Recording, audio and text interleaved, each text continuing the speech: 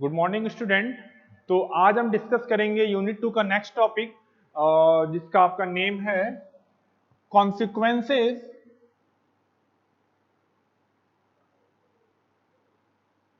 Of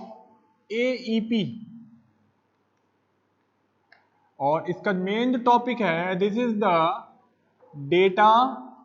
compression.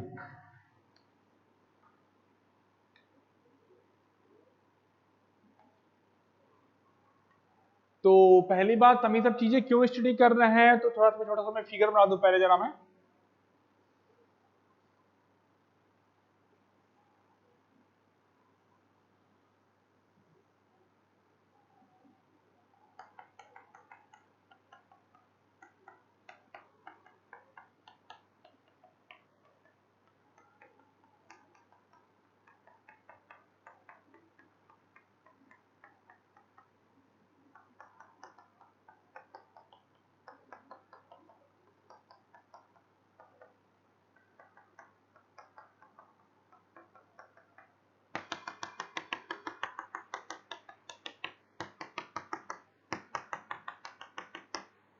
तो ये आपका एक सेट है जिसको हमने रिप्रेजेंट किया हुआ है एक symbol F.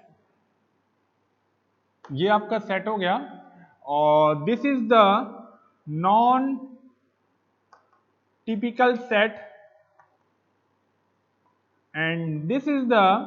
Typical set. Typical set having symbol and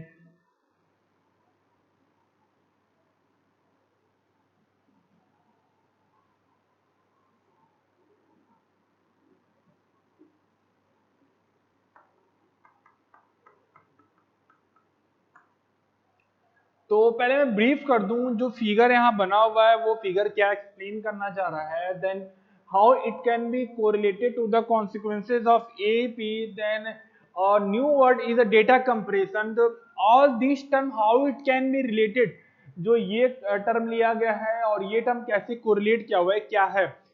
तो हम स्टार्ट करें, अगर हम एपी के बारे में बात करें तो हमने आपको ये डिफाइन किया था, एपी आपका एक लॉ होता है जो अप्लाई किया जाता है for the number which is very large, means tends to infinite. आपने ये पढ़ा। देन आपने टिपिकल सेट के बारे में पढ़ा, जो टिपिकल सेट को आपने डिफाइन किया ऐसा क्या कहते हैं आपका प्रोबेबिलिटी सेट होता है। उस आउटकम के होने का जो प्रोबेबिलिटी होता है वो नियर अबाउट 1 होता है, और उस सेट में जितने भी सिंबल होते हैं they are equiprobable, means they have the equal probability. Okay, तो कल हमने डिस्कस किया था आपके so many properties of the typical set में डिस्कस किया। एंड देन फिर आपने टिपिकल सेट में आपने ये एलिमेंट आपने पढ़ा था कि किस तरीके से उसका सिंबल होता है, ये चीज पढ़ा। फिर आपने एक सिंबल ये भी यूज किया था which represent the set. Okay, तो यहाँ पे जो ये सेट आपका लिया हुआ है, वन थिंग और, ये आपका जो एक्स, ये नॉट है कैपिटल एक्स, सिंपली ये सिंबल आपका यूज किया हुआ है, ये एक सेट को रिप्रेजेंट कर रहा है। अगर हम यहाँ देखें, then this set is consist of the two set and one name is the typical set, another is the non typical set। तो हमने जो भी चीज अभी हमने पढ़ा हुआ है वो टिपिकल सेट के बारे में पढ़ा हुआ है, और टिपिकल सेट में how many number of elements, तो वो आपने इतने नंबर ऑफ एलिमेंट्स आपके होते हैं, that is 2 to the power n something, ये आपका होता है। Here Hx is the entropy of the source and plus epsilon एक सिंबल आपका यूज किया है, this is also the entropy of the non-typical set and this value is greater than 0 but its value is very small। काफी चीजें कल मैं discuss में कर चुका हूँ कि ये सब क्वांटिटी है क्या। तो फर्स्ट ऑफ ऑल हमें जब यहाँ पे ये डिस्कस करना है कि ये मैंने आपको बता दिया कि एएपी के बारे में क्या है, तो अब हमें यहाँ पे डिस्कस करना है कि ये डेटा कंप्रेशन की रिक्वायरमेंट क्यों है, what is the use of data compression. तो जैसे आपको ये पता है, अगर हम कम्युनिकेशन की बात करें, पहले मैं बता चुका हूं, there is a transmitter and a receiver and then there is a channel. ये आपका एक कम्युनिकेशन सिस्टम का छोटा सा सिंबल आपका है, जिसमें एक ट्रांसमीटर है, एक रिसीवर है, फिर आपका एक चैनल है। तो आपको ये पता है कि जो चीजें हमें ट्रांसमिट करनी है, that is from transmitter to the receiver, there is some information source which produce the outcomes, which produce the symbol, वो सिंबल्स को प्रोड्यूस करेगा। अब जो चीजें हमारी जनरेट हुई हैं, वो जो डेटा जनरेट हुई हैं, it can be send over the channel. अब वो आपके चैनल बहुत सारे प्रकार के होते हैं, just like satellite channel, optical fibre channel and mobile radio channel, telephonic channel, बहुत सारे चैनल्स आपके होते हैं, डिपेंड अपॉन कि किस टाइप का कम्युनिकेशन आप यहाँ पे यूज कर रहे हैं। तो जो डेटा हमारा प्रोड्यूस होता है उसको हमें सेंड करना होता है। ओके, जैसे सिंपल अगर आप कंप्रेशन की बात करें, जैसे मान लीजिए आपने एक पिक लिया हुआ है, आपने मोबाइल से आपने पिक लिया हुआ है, right now if we are using the high megapixel camera, then simple pick JPG file, ये सिंपली आपका वो एमबी में होता है। ओके, तो आपको ये भी पता है कि एमबी जो डेटा होता है वो थोड़ा सा बड़ा होता है, it can not be send, means आपको पता है जब आप जीमेल पे उसको ऐड करेंगे तो 25 एमबी के ऊपर ट्रांसफर सेंड नहीं होता है, तो you have to compress that data. तो कंप्रेस करने के लिए बहुत सारे आपके एप्स होते हैं जिसको आप यूज करते हैं, कंपाइल। तो कंप्रेसर का मीनिंग होता क्या है, सिंपली इट कैन कंप्रेस, वो कंप्रेस करता है डेटा को, मींस जो एमबी में है it can be converted to the KB, वो केबी में कन्वर्ट हो जाता है। तो इसकी जरूरत क्यों है, तो हम कंप्रेस क्यों करते हैं, क्योंकि जब आप चैनल के बारे में पढ़ते हैं, there is a quantity channel capacity. Okay, channel capacity ये डिफाइन करता है कि उस चैनल के द्वारा कितने डेटा को हम ट्रांसमिट कर सकते हैं, या चैनल का जो बैंडविड्थ होना चाहिए या इतना कैपेबल होना चाहिए कि जो भी इंफॉर्मेशन वो जनरेट हो रहा है वो आपका क्या हो, वो आपका अधिक से अधिक डेटा आपका ट्रांसमिटेड हो। अगर आपका एक छोटा सा डेटा बहुत सारे एमबी या जीबी हो, तो उतने डेटा अगर आप भेजते हैं, मान लिया अगर आप एक ही, और उस डेटा का मतलब सिर्फ क्या है, किसी भी छोटी सी चीज के बारे में इंफॉर्मेशन दे रहा है, ठीक है। तो एक छोटा सा डेटा आपने सेंड किया, बहुत सारी चीजों में यूटिलाइज हुई, चैनल यूटिलाइज हुआ, बैंडविड्थ यूटिलाइज हुआ, बट उसका कोई हमें कोई अधिक वहां से इंफॉर्मेशन गेन नहीं हुआ। तो हम करते क्या है, तो हमारा ये होता है हम अधिक से अधिक डेटा को सेंड करें if we compress the data. अगर सिंपल मान लीजिए आपने मान लिया हमें ये मतलब चैनल है सिर्फ 25 एमबी को भेज सकता है। ओके, मान लिया आपका एक डेटा है जो 25 एमबी का ही है, आपने उसको भेजा। ओके, मीन्स मान लिया एक आपका डेटा आपका मान लिया D1 है, डेटा भेजा, लेकिन वो डेटा जो है सफिशियंट इंफॉर्मेशन को वो कंटेन नहीं कर रहा है। तो हमारा कोशिश क्या होता है, अगर हम मान लीजिए आपके 5 data D1, D2, D3 and D4 से हमारा पूरा एक इंफॉर्मेशन कन्वे हो रहा है, ठीक है, तो हम करते क्या है, जो 25 MB का डेटा है it can be compress to the 5 MB, उसको हम कंप्रेस करेंगे, then 5 data means all the 25 data can be compress to the 5 MB, then total data having the total value is 25। अगर इस सारे 25 MB जिसमें हमारे सारे डेटा हैं D1, D2, D3 and D4 and D5, अगर तो आपको हम ट्रांसमिट करेंगे तो we get the overall information about the data, हम सारे इंफॉर्मेशन हमको मिल सकता है। तो चैनल के बैंडविड्थ को या चैनल को डेटा रेट बढ़ाने के लिए we have to use the compressed data. तो there are so many techniques which are used to compress the data. जैसे आप लोगों ने जब डिजिटल कम्युनिकेशन सब्जेक्ट आपने पढ़ा होगा तो उसमें आपने बहुत सारे कोडिंग टेक्निक्स पढ़ा होगा। Okay, just like the Hamming code, Hamming code तो आपका ये क्या कहते हैं, ये चैनल कोडिंग हो गया। तो जैसा आपने कोडिंग पढ़ा था, हफमैन कोडिंग पढ़ा होगा आपने, फिर एक और आपका शैनन फेनो कोडिंग होता है, देन शैनन फेनो इलियास कोडिंग होता है। So many there are codings which are used to compress the data. जैसे आपने जब आपने हफमैन कोडिंग पढ़ा होगा तो आपने पढ़ा होगा कि कोई एक सोर्स है, so many there are the outcome या so many symbols having the probability are given and then we add up all the probability we get 1। तो आप जब ऐड करते हो तो आप वहां पर एक हफमैन ट्री बनाते हो। तो हफमैन ट्री जब बनाते हो डिपेंड अपॉन आप किस प्रकार की कोडिंग कर रहे हो, ठीक है, डिपेंड अपॉन वो बाइनरी है, टर्सनरी है या क्वाटनरी है, depend upon each symbol can be represented by the 2 bit और 3 बिट और 4 बिट, डिपेंड अपॉन आप कितने कितने बिट्स को आप वहां पे रिप्रेजेंट कर रहे हो, ठीक है। That all the data, all the probability can be represented in the 2 number that is 0 1। How many numbers of bits depend upon which type of the coding means quaternary, binary or the ternary, depend upon आपने कौन सा आपने Hamming codes आप वहां पे sorry Huffman tree आप बना रहे हो। ओके, तो आप करते क्या है, आपने ये फाइंड किया, उसके बाद जब ये सब चीजें जब कर लेते हैं, then we have to find the quantity efficiency. efficiency quantity है, एंड हियर एफिशिएंसी जो formula that is h upon l, s is the entropy जो आप फाइंड करते हैं, and l is the expected length. Okay, expected length means ये होता है कि उस प्रोबेबिलिटी या उस सिंबल को रिप्रेजेंट करने के लिए कितने नंबर ऑफ बिट्स की आपकी रिक्वायर्ड है, that number of bits represent the length of that coding. Okay, just like मान लीजिए आपने S1 S2 S3 है, मान लीजिए आपने S1 को रिप्रेजेंट किया 2 बिट से, दैट इज मान लीजिए 01 आपने कोडिंग किया हुआ है, तो 01 आपका there is the 2 number of bits, then जो 2 बिट्स होंगे वही हमारे क्या होंगे, this is the length of the that data और that symbol. Then we have to find, आप वहां पे एक्सपेक्टेड लेंथ फाइंड कर दो, that is L, and after calculation we get the efficiency. Okay, efficiency that is vary from 70 to up to 100, and 100 is the efficiency, I think so, for the for the quaternary coding जब कोडे हैं तो quaternary में क्या होता है, efficiency near about 100 आता है, और बाकी जितनी भी कोडिंग आपके हैं मीन्स मतलब बाइनरी अगर आप बनाते हैं या टर्सनरी बनाते हैं, means in that case the जो एफिशिएंसी होता है वो बिलो 100 होता है। ओके, तो हमारा एक कोशिश ये होता है कि जो हमारा एफिशिएंसी नियर अबाउट 100 होना चाहिए, और वो एफिशिएंसी तभी बराबर होगा if h that is entropy and expected length will be equal. ठीक है, तो अब जो चीजें हमने पढ़ा हुआ है, तो जो चीजें आप जो फाइंड कर दो, आपने एंट्रोपी के बारे में पढ़ लिया, एंट्रोपी कैसे फाइंड करते हैं आपने वो पढ़ लिया, then here we have to find the expected length. तो बेसिकली मैंने सिंपली आपको जो ओवरव्यू दिया हुआ है about the data compression, why the data compression is required in the communication system, मैंने वो डिस्कस किया हुआ है। तो जब data compression totally depend upon means the length of the data which is used to represent the particular symbol which is generated from the source generator है। तो अब एक्सपेक्टेड लेंथ जब फाइंड करेंगे, तो मैंने आपको जब फाइंड करने के लिए, तो there we have required so many quantities are there like probability.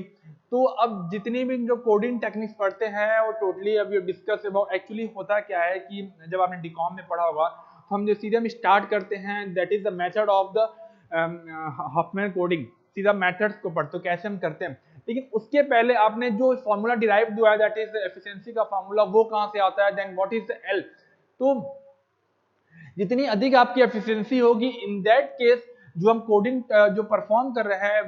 Which is very good, वो हमारा अच्छा होता है। तो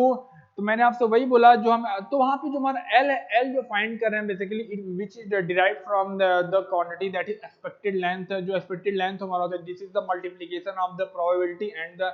जो मैं उस सिंबल्स को रिप्रेजेंट के लिए कितने बिट्स की रिक्वायरमेंट होगी, ये चीजें फाइंड करना है। तो basically it is started from the, इसका जो इंफॉर्मेशन थ्योरी की अगर हम बात करें तो ये स्टार्ट हमारा होता है that is from the typical set. Okay, and there is also the consequences of AAP. तो जो ये फिगर आपको बनाया गया, simply it is used to represent a set which is consist of the two set that is the non typical set and the typical set. Okay, तो अब हमें यहाँ पे ये डिस्कस करना है, जो हमारा टिपिकल सेट है, जो नॉन टिपिकल सेट है, उसमें जितने भी एलिमेंट्स हैं, अब उन एलिमेंट्स के हिसाब से कितने सीक्वेंसेस आप जनरेट कर सकते हैं। Just like if you take the example of the decoder, जैसे हम डिकोडर के बारे में पढ़ा होगा, विच इज यूज्ड, या जो रैम रोम पढ़ा होगा आपने, किस तरीके से हमारे एड्रेसिंग होती हैं। मीन जैसे अगर डिकोडर के बारे में बात करें, simple if you take the example of the basic, अगर हम जनरल बात करें, there is the n input and 2 to the power n output. So similarly, if you take the example of 3 input, then there is 8 output. Simply अगर आप ABC अगर आप input है, there is the 8 outcomes on the output, which is simply the represent the mean term of that input, that is ABC. या simply it is the binary from that is 0 to 7, ये होता है। तो होता क्या, अगर आप यहाँ से इनपुट्स अगर आप चेंज करोगे, अगर आप कोई भी इनपुट्स मींस अगर आपका 3 बिट का इनपुट है, देयर इज द 8 कॉम्बिनेशन, अगर आप कॉम्बिनेशन चेंज करेंगे तो वी सेलेक्ट द एक पर्टिकुलर आपके आउटपुट सेलेक्ट होगा मींस। तो यहाँ पे भी आपका वही चीज है कि जितने आपके एलिमेंट हैं, जितने सीक्वेंसेस हैं, उन सीक्वेंसेस को जनरेट करने के लिए how many elements, how many bits are required. ठीक है, उस प्रोबेबिलिटी के हिसाब से कितने हमारे सीक्वेंसेस हैं, उन सारे ओवरऑल सीक्वेंसेस देखने के लिए कितने बिट्स की रिक्वायरमेंट होगी, एंड देन वो तो हम यहाँ मैक्सिमम केस ले सकते हैं कि अगर इतने सीक्वेंसेस हैं तो इतने, अगर इतने एलिमेंट हैं आपके, तो उन एलिमेंट्स को डिनोट करने के लिए हमें इतने बिट्स की रिक्वायरमेंट होगी। तो here we take the concept of the expected length, how it can be calculated, means probability को मल्टीप्लाई करोगे एंड इस probability को मल्टीप्लाई करने के साथ साथ उनके बिट्स को भी आप मल्टीप्लाई करोगे and then finally we get the expected length. तो हमारा यहाँ पे मेन ये होता है डेटा कंप्रेशन में कि हम जो भी कोडिंग टेक्निक्स परफॉर्म करेंगे, चाहे वो शैनन फैन हो कोडिंग हो या शैनन फैन इलियास कोडिंग हो या आल्सो द हफमैन कोडिंग, हमें ये देखना है कि हमारा जो ई सिंबल का जो probability on the behalf of the probability the number of bits is also very less, हमें ये देखना है। तो अब हमें आप यही देखना है, जैसे आपको दिख रहा है मींस इस वाले सेट में आपके इतने एलिमेंट्स होते हैं, ठीक है। अब इतने एलिमेंट्स को दिखाने के लिए कितने आपके नंबर ऑफ बिट्स की रिक्वायरमेंट होगी, अब आपको यहाँ पे वो चीज देखना है, ठीक है। जैसे आपको मान लिया अगर इतने आपके एलिमेंट्स हैं, जैसे आपने पढ़ा होगा अगर आपके n बिट्स हैं तो 2 to the power n outputs होता है, जैसे आपने पढ़ा होगा अगर n इनपुट्स अगर आपके हैं तो 2 टू द पावर n आपके कॉम्बिनेशन होते हैं, आपने पढ़ा होगा। तो यहाँ पे अब उन total all come to represent all the combination we have to consider that is value of the n। अगर आपको n पता है तो आप सारे सीक्वेंसेस को आप फाइंड कर सकते हो, तो यहाँ भी आपको वही देखना है, ठीक है। तो मैंने अभी आपको जो ब्रीफ में आपको ये बताया हुआ है कि ये आपका एक टिपिकल सेट है, देन नॉन टिपिकल सेट है, then here is the number of the element on the behalf of the number element we have to find the number of bits required to represent the all the element in the set consider करके, then we have to find the expected length of the typical set and the non typical set. तो ये थोड़ा सा overview था, मैंने बताया कि what is the, अगर हम एईपी के बारे में बात करेंगे मींस हम यहाँ पे कंसीडर कर रहे हैं टिपिकल सेट को, एंड डेटा कंप्रेशन जब पढ़ेंगे तो डेटा कंप्रेशन पढ़ने के लिए हमें ये सब चीजें बारे में जानकारी हमें होना चाहिए कि हमें किसी भी सेट में अगर एलिमेंट्स या सीक्वेंसेस है उनको रिप्रेजेंट करने के कितने बिट्स की रिक्वायरमेंट होगी, यहाँ पे वो चीज हमें देखना है। वही हम डिस्कस कर रहे हैं, थोड़ा सा एक ब्रीफ थोड़ा सा डेरिवेशन आपका छोटा सा। तो अगर इसके बारे में हम देखें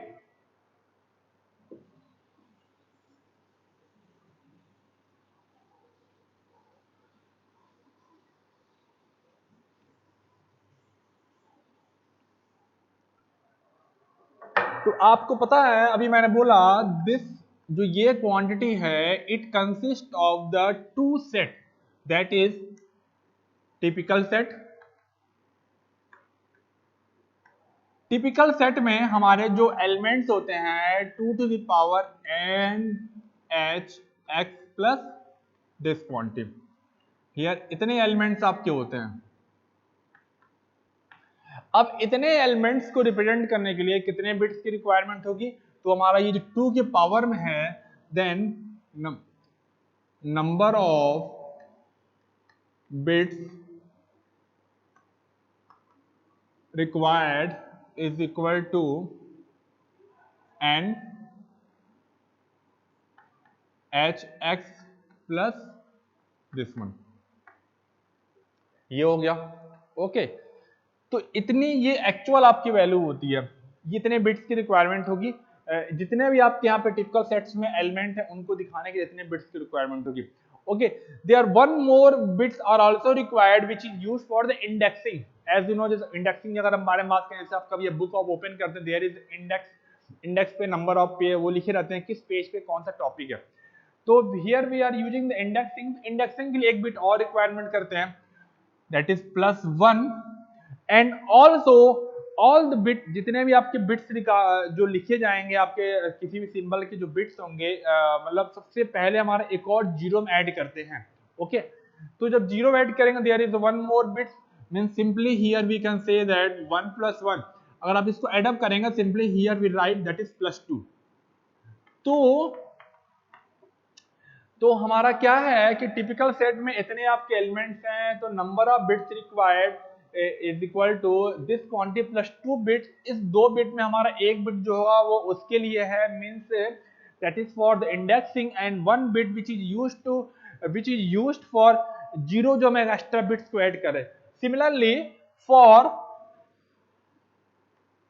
non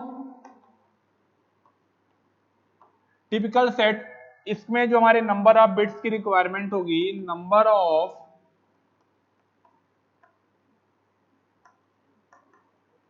bits required is equal to n log 2 bits, ये आपका होगा। तो आपको मैंने ये बताया था कि हमारा जो ये सेट था, ये सेट दो सेट से मिलकर बना हुआ है। तो टिपिकल सेट को रिप्रेजेंट करने के लिए इतने बिट्स की रिक्वायरमेंट होगी, और finally for the non typical set we are using this quantity, इतने बिट्स की रिक्वायरमेंट होगी। Then we have to find expected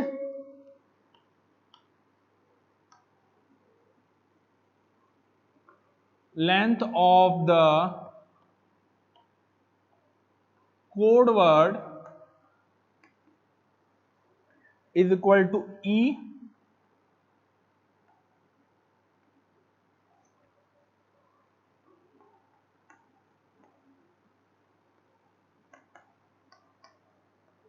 x belongs to this one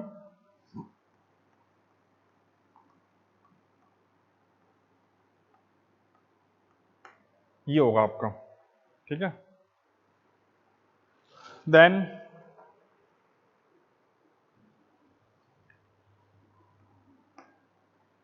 okay, तो यहाँ पे क्या है कि हमने यहाँ पे अब यहाँ पे ओवरऑल चला में देखो आपका ये सिंबल यूज किया हुआ है। Here we have to find जितने भी आपके यहाँ पे एलिमेंट्स हैं, उन एलिमेंट्स को इंडिकेट करने के लिए आपने ये expected length L x to the power n का सिंबल आपने यूज किया हुआ है। और this is equal to simply we have to multiply that length with the probability, आपने वो चीज मल्टीप्लाई कर लिया है।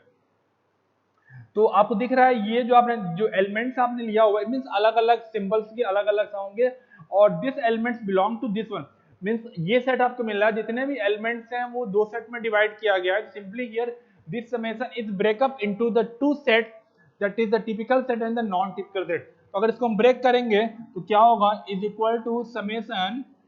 X n belongs to typical set p x n into L x n, ये हो गया, and plus summation x n belongs to non typical set. This is the symbol of the non typical set because here we are using the C, C represent the complement. अगर ये typical है तो वो non typical है। Then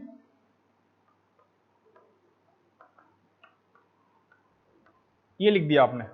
तो दिख रहा है किस तरीके से आपने इस सेट को दो सेट में आपने बांट दिया, एक टिपिकल सेट। ये तो आपका वही चीज है, simply we have to break up the summation, means first summation represent the typical set and second summation represent the non typical set. Then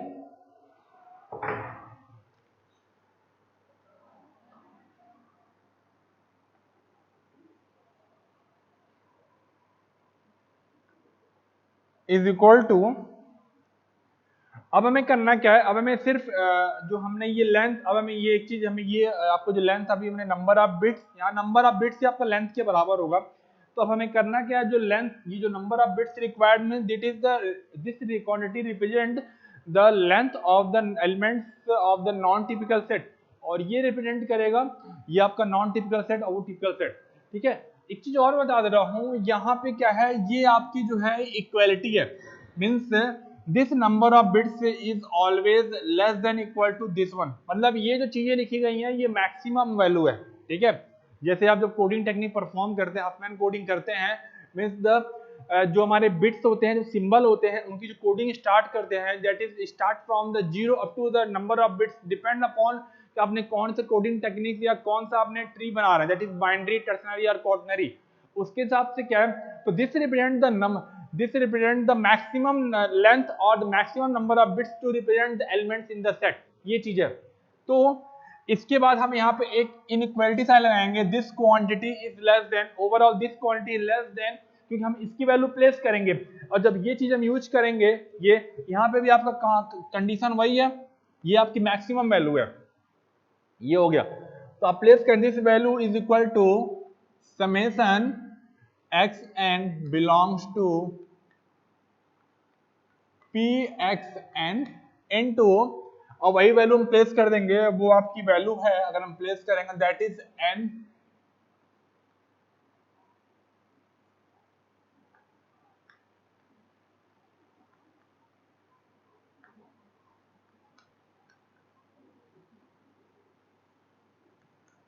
plus two,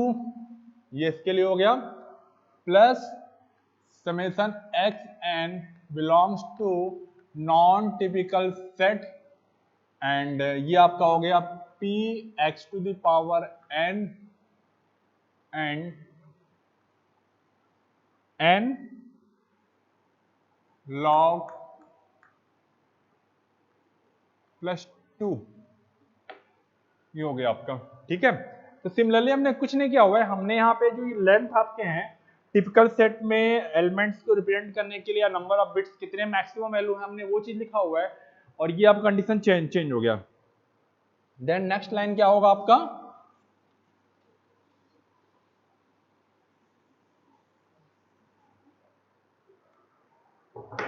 तो उसके बाद अगर हम बात करें this quantity is equal to means ये जो value वो आपकी है, ये वैल्यू आपके यहाँ बराबर लिखी जा रही है। यहाँ पे आपका ये जो क्या कहते हैं इनइक्वालिटी साइन है ये अभी भी आपका है, means this quantity is less than equal to this, अभी जो चीज हम सॉल्व करेंगे तो आपको दिख रहा है यार ये आपने प्रोबेबिलिटी को ऐड किया जा रहा है मींस, और ये आपका टिपिकल सेट है, और टिपिकल सेट की जो प्रोबेबिलिटी होती है मैंने आपसे बोला था यहाँ पे ऑल द एलिमेंट्स के प्रोबेबिलिटी को ऐड किया जा रहा है, तो दिस इसकी वैल्यू होगी नॉन टिपिकल सेट की प्रोबेबिलिटी आपकी नियर अबाउट 1 होती है, 1 and then n plus 2 and okay. और मैंने आपसे ये बोला था this is the entropy for the non typical set means probability, तो ये आपका प्रोबेबिलिटी होता है नॉन टिपिकल सेट का, तो ये आपका एप्सिलॉन यहाँ पे टर्म यूज करेंगे, अगर आप इसको जब ऐड अप करेंगे दैट इज आप जब प्रोबेबिलिटी ऐड करेंगे element which are present in the non typical set this quantity and after that and log plus 2, ये हो गया ओके। एंड आफ्टर दैट ये चीज आपने लिख दिया एंड देन उसके बाद again here we take this sign and after that okay this value is positive, and ये पॉजिटिव के साथ साथ क्या है कि ये वैल्यू जो आपकी क्या है बड़ी है जीरो से, its value is very small, ठीक है near about tends to zero, तो आप इसको सिंपली लिखेंगे N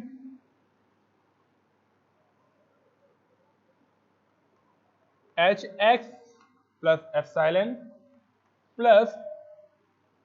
epsilon n log plus 2 epsilon plus 2, ये क्वांटिटी आप हुआ, आपने बस सिंपली आपने मल्टीप्लाई किया है, here we right okay.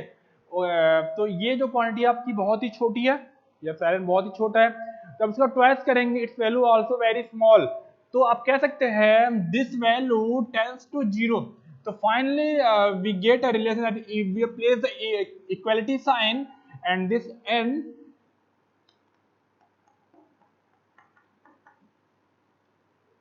Plus epsilon n log plus 2, सिंपली आपको ये मिलेगा sign and after that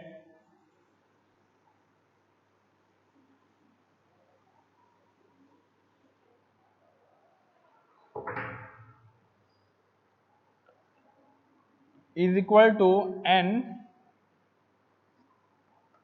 h plus where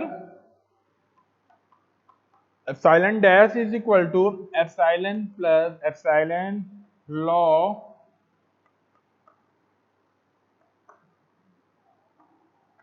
2 upon n can be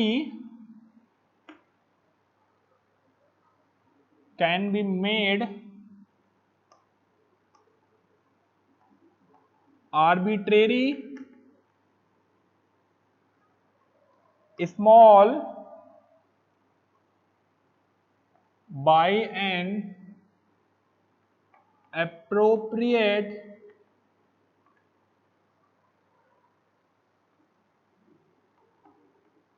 choice of epsilon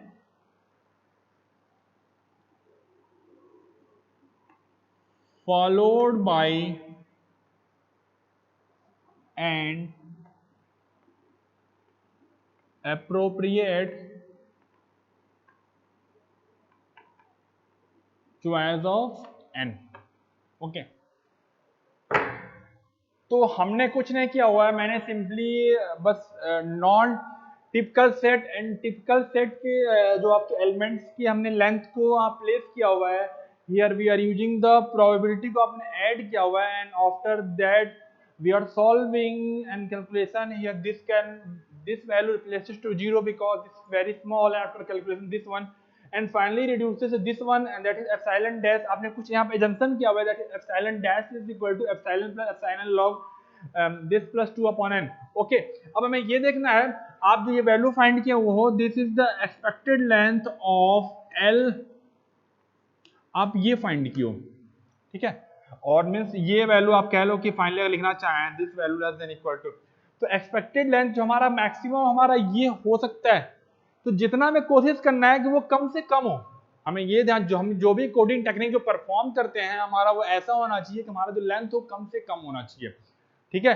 तो वो लेंथ कम से कम कैसे होगा, अब आपको दिख रहा है this quantity depend upon all this value, ठीक है। तो आपको दिख रहा है अब यहाँ पे क्या है, इसको कम करने के लिए क्या है, तो फर्स्ट ऑफ ऑल हमारे इसको कम करने के लिए हमारा ये वैल्यू कम होना चाहिए, मींस ये वैल्यू कम से कम हो, ठीक है। एंड देन हमने राइट किया हुआ है followed by the choice of n, ये तो कम से कम हो ही, और overall this value is also become very less, कम से कम दिखा हुआ है, देखिए लिखा भी हुआ है can be made arbitrary small, हमें कम से कम इसको बनाना है arbitrary by an appropriate choice of epsilon, means ये इस तरीके से चॉइस करें, हम जो यहाँ चीजें लिखी गई हैं वो चॉइस करें, and after that followed by appropriate choice of n, means finally here we can say that this quantity depend upon this quantity and this quantity। तो इसको हमें कम से कम होने के साथ साथ हमें इसकी भी जो n की appropriate वैल्यू हो जिससे हमारी क्या हो overall this value become very कम से कम होने चाहिए। तो इस साइन का मतलब यही आपका है जो हमारा एक्सपेक्टेड लेंथ होना चाहिए किसी भी सेट का जो है वो ये इतनी आपकी मैक्सिमम वैल्यू हो सकती है, तो हम कोशिश करें कि ये आपका इससे कम ही हो, ठीक है। तो जब ये सब चीजें आपने डिराइव किया हुआ है कि what is the expected length जो हमने डिसाइड किया हुआ है, तो दिख रहा है किस तरीके से हमने एक्सपेक्टेड लेंथ को जो फाइंड किया हुआ है, एक्सपेक्टेड लेंथ आप जब फाइंड करेंगे किस तरीके से आपने फाइंड किया हुआ है, तो वही दिख रहा है। तो टोटली आपने जो डिराइव किया that is from the typical set, and the typical set derive from the AP, जो चीजें यहाँ लिखी गई हैं ये चीजें हैं। तो अगर इफ ये जो एक लाइन लिखी गई है if this condition is fulfil in that case हमारे जो सिंबल्स हैं उसमें हम जो कोडिंग्स परफॉर्म करेंगे, जो कोडिंग हम जनरेट करेंगे वो कोड हमारा 1 to 1 होगा, means one symbol having the one symbol, मतलब एक हम सिंबल लेते हैं उसकी जो coding that is 1 to 1। If अगर आपके यहाँ पे 5 सिंबल हैं तो पांचों सिंबल की जो कोडिंग होगी वो अलग अलग होगी, ये चीजें हैं आपकी। तो यहाँ भी वही चीज होती है, हमें ये कंडीशन को फुलफिल हमें करना ही करना है, ये होगा। अगर ये कंडीशन फुलफिल होता है एक तो हमारा 1 to 1 कोडिंग हो गया, मींस कोडिंग टेक्निक आपका अच्छा हो जाएगा, प्लस इसको डिकोड करने में इजीली आप इसको डिकोड कर सकते हैं। तो आपका जो टॉपिक था कि हाउ द कॉन्सिक्वेंसेस किस तरीके से आपने इसको अप्लाई किया हुआ है एएपी को फॉर डेटा कंप्रेशन। तो डेटा कंप्रेशन अगर हम कहीं भी अगर हम बात करेंगे जो हम कोडिंग टेक्निक यूज करते हैं दैट इज हफमैन, या हम जो क्या कहते हैं यूज करते हैं सैनन फैन यूज करते हैं, simply here using the data compression. तो डेटा कंप्रेशन होगा तो simply we go through the term that is expected length. तो ये हमारा एक इंपॉर्टेंट टॉपिक था, इस सेमेस्टर पॉइंट ऑफ व्यू से इंपॉर्टेंट टॉपिक है। So this is all about today's topic. Okay, thank you.